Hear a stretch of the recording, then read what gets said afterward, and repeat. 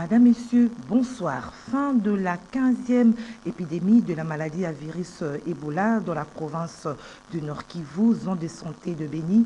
C'est le ministre de la Santé publique, Hygiène et Prévention, Dr Jean-Jacques Mbungani, qui l'a déclaré ce mardi 27 septembre 2022. Suivez. Chers compatriotes, notre pays, la République démocratique du Congo, vient de connaître dans la province du Nord Kivu, plus précisément dans la ville de Béni, la résurgence de la maladie à virus Ebola depuis le 16 août 2022. Cette épidémie, la 15e dans notre pays, la 4e dans la province du Nord Kivu et la 3e dans la ville de Béni, est survenue seulement 8 mois après la précédente dans la même contrée. En effet, cette résurgence survient dans la zone de santé de Béni, qui est en état de siège depuis le mois de mai 2021. Et c'est dans ce contexte que la riposte a été organisée. Elle a bénéficié d'un accompagnement et un appui des autorités politico-militaires dans la mise en œuvre des activités. Grâce aux acquis des précédentes épidémies et l'accompagnement de la province et du niveau national, l'expertise des équipes locales et leur professionnalisme ont permis de contenir l'épidémie dans les limites de l'aire de santé de Butanuka dans la zone de santé de Béni.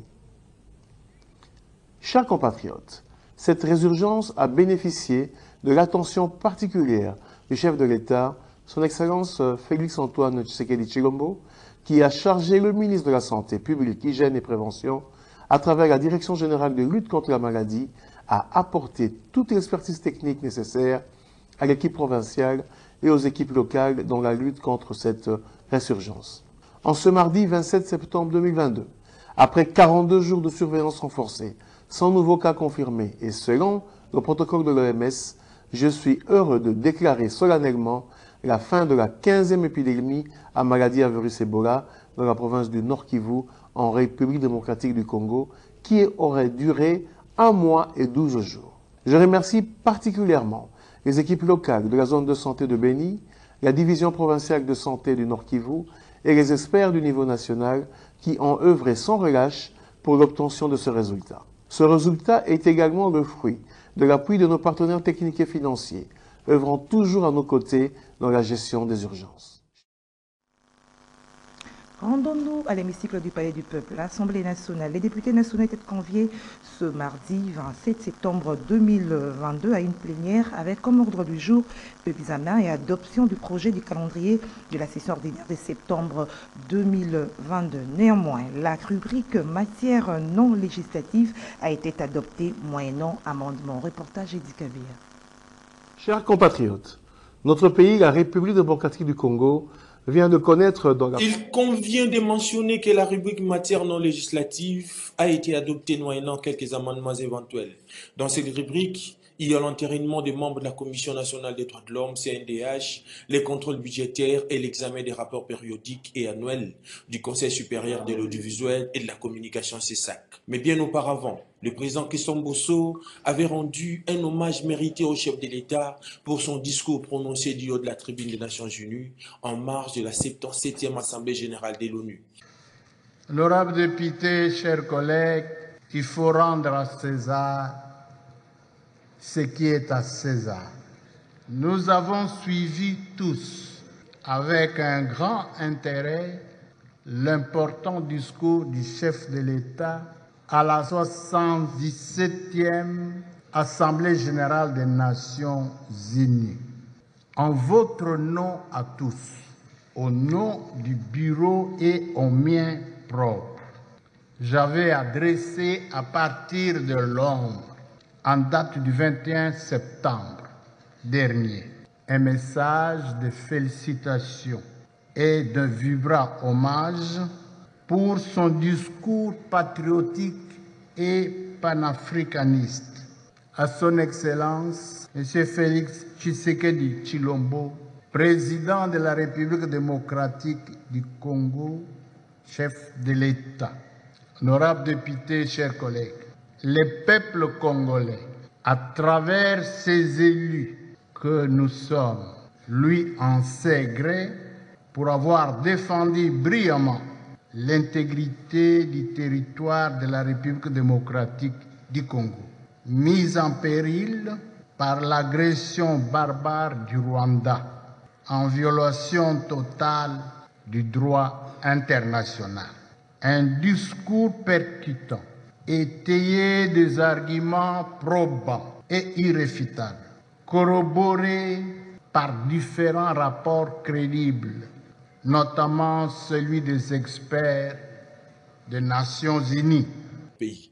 Pour ce faire, l'Assemblée nationale prévoit envoyer dans un bref délai des missions diplomatiques parlementaires auprès des États partenaires et amis en Afrique, Europe, Amérique, Asie, Océanie et auprès de l'ONU, afin de relayer les messages du peuple congolais portés par le président de la République, Félix Antoine Tshisekedi Tshilombo. Alors, quittant le Palais du Peuple pour l'agence congolaise de presse ACP, où il y a eu cérémonie de remise-reprise. L'équipe dirigeante sortante a cédé le bâton de commandement à l'équipe entrante avec comme DG Bienvenue Bakoumania et DGA Jean-Médard Luosso. La cérémonie a eu lieu en présence du secrétaire général à la communication et médias. Témoin de l'événement, Maxime Macabou. Fraîchement nommé par le chef de l'État, Félix Antoine Tshisekedi Tshilombo, c'est ce mardi 27 septembre que les membres des directions de gestion de l'agence congolaise de presse, ACP, ont pris officiellement les bâtons de commandement de cet établissement public à travers cette cérémonie des remises et reprises présidée par le secrétaire général au ministère de la Communication et Médias. Ainsi, Bienvenue Bakoumania remplace Lambert Koboy à la direction générale, Gilbert Funga cède à Jean-Médard Luosso les fauteuils de directeur général adjoint et Kassongo Mwema remplace Nicole Dibango à la présidence du conseil d'administration. La nouvelle direction de l'ACP s'engage déjà à travailler la main dans la main pour le rayonnement de cette entreprise de l'État. Nous allons construire quelque chose de bon, quelque chose de beau, quelque chose de grand. Et c'est ça mon souhait. Le seul problème, je pense, c'est dans quelles conditions nous leur permettrons de travailler pour mieux rendre par rapport à ce que le président de la République attend d'eux. Et c'est sous une ambiance bon enfant que s'est clôturée en toute beauté cette cérémonie. Et puis cette nouvelle qui vient de nous parvenir, l'ancien conseiller stratégique du président de la République en charge des questions stratégiques, Vidi Tshimanga, a bénéficié ce mardi 27 septembre 2022 d'une liberté provisoire. L'ancien conseiller du président de la République était placé sous mandat d'arrêt provisoire à la prison centrale de Makala depuis 6 jours. Vidi Tshimanga était au cœur d'un scandale des tentatives de corruption.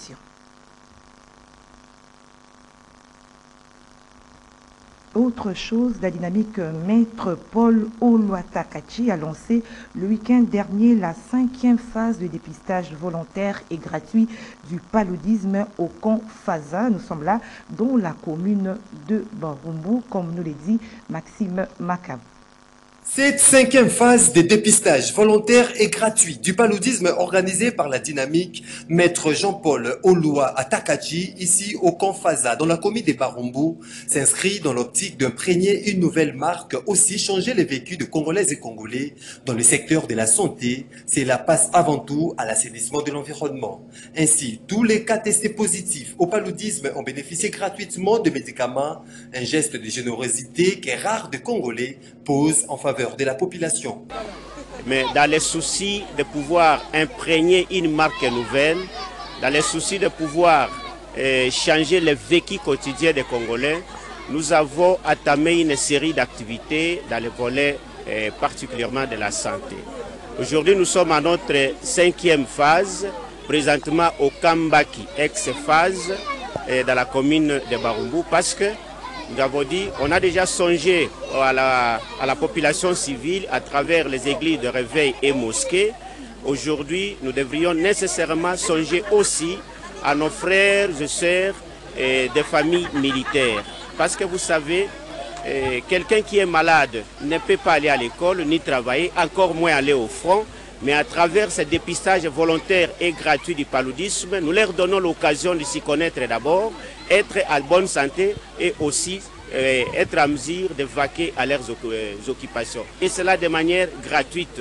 Ce n'est pas la dernière fois C'est toute une série. On doit poursuivre jusqu'à ce que Barumbu sera couverte complètement par nos activités. Pourquoi pas les districts de Lukunga et la ville de Kinshasa. Parce que là, l'objectif, c'est d'accompagner les chefs de l'État dans ses efforts d'améliorer la santé des Congolais, aussi bien les premiers citoyens de la ville de Kinshasa, son Excellence Jatini Ngobila Mbaka, qui est appuyé aussi par son Excellence Jili Mamboulou Kizak, président national de l'ANPK, que je salue à Passa. La dynamique Maître Jean-Paul Oloa Takachi mérite d'être soutenue par les personnes de bonne volonté qui souhaitent aider la population quinoise en particulier et congolaise en général. Ainsi, le chef de l'État, Félix-Antoine Tshisekedi Tshilombo, le membre du gouvernement, peuvent canaliser leurs gestes d'action humanitaire sur la dite dynamique pour espérer récolter un résultat sans faille. Alors, je vous convie à présent de suivre les réactions des participants à cette activité au micro de Maxime Macab. Nous sommes aujourd'hui au niveau du Kandolo pour notre campagne de dépistage et de la sensibilisation sur le paludisme. Voilà, nous sommes arrivés à 9h et nous sommes impressionnés par le grand nombre qui nous entoure. Déjà, nous avons dépisté plus ou moins 250 personnes dans un intervalle de 2 heures du temps. Et nous nous félicitons de ces gestes. Déjà, sur les 250 que nous venons de consulter ou dépister, nous avions au moins 50 personnes chez qui le test est revenu positif. Donc, c'est quand même un nombre significatif par rapport à d'autres sites que nous avons eu à consulter, toujours au niveau de la commune de Barumbu. Et là, nous sommes au niveau du quartier Founa 1. Sur ce, nous tenons à remercier vivement le maître Jean-Paul Oloa Takachi pour ses gestes et sur son dévouement à notre personne, et aussi le commandant du camp qui nous a vraiment facilité la tâche pour nous laisser l'espace pour exprimer notre volonté d'aider la population de Barumbu. En tout cas, nous sommes très reconnaissants. Nous félicitons la population qui est venue en masse pour manifester sa bonne volonté afin d'être dépistée. Ce n'est pas donné à tout le monde. Nous sommes très reconnaissants pour ces gestes et nous vous affirmons que nous n'allons pas arrêter là. Nous allons continuer et jusqu'au point que nous allons toucher tout le coin de la commune de Barumbu. Voilà ce que nous avons comme mot à dire par rapport à ces premiers gestes. Et à part ça, toza vraiment un nazo remercier Nzambe pour l'activité comme la biso na nzela ya maître Jean-Paul Doua. Komemela biso hôpital na kati ya Kambaki.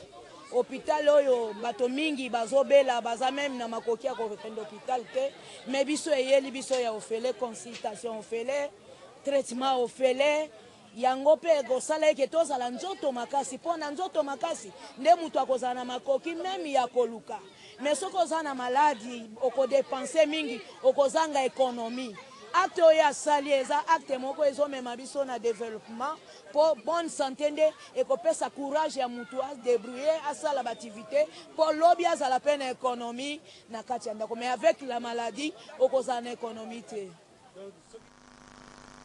Repenser le tourisme, c'est le thème retenu ce 27 septembre 2022 pour la célébration de la journée internationale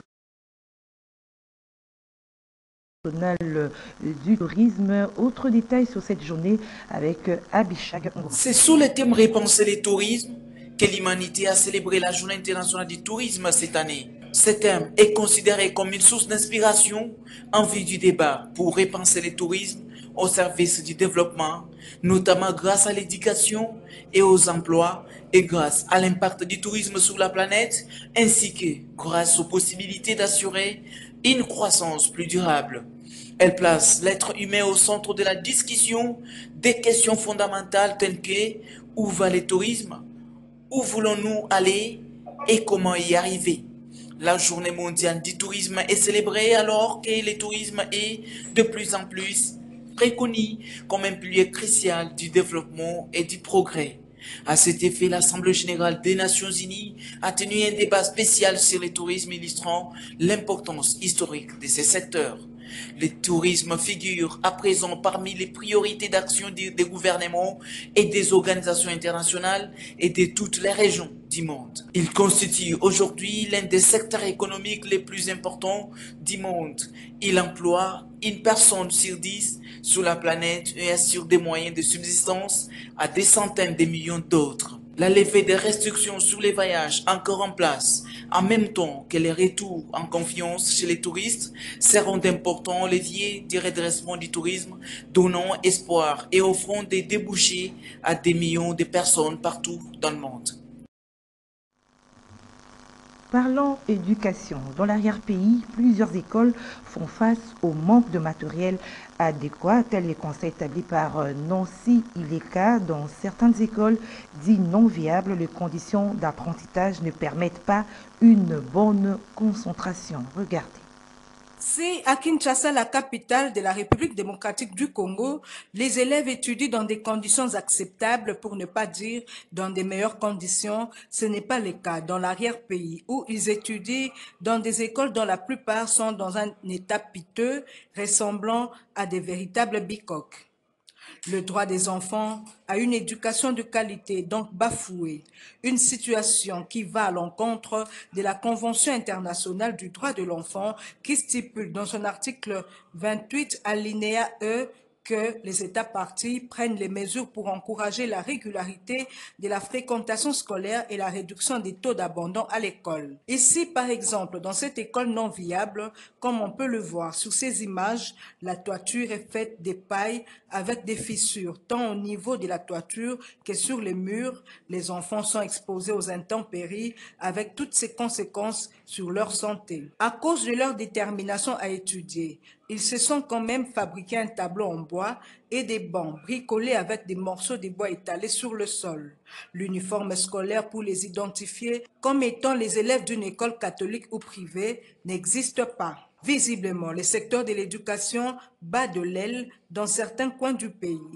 Un état de choses qui freine le développement de la République démocratique du Congo. La balle se trouve donc dans le camp des autorités compétentes pour remédier à cette situation injuste dont sont victimes les enfants vivant dans le Congo profond.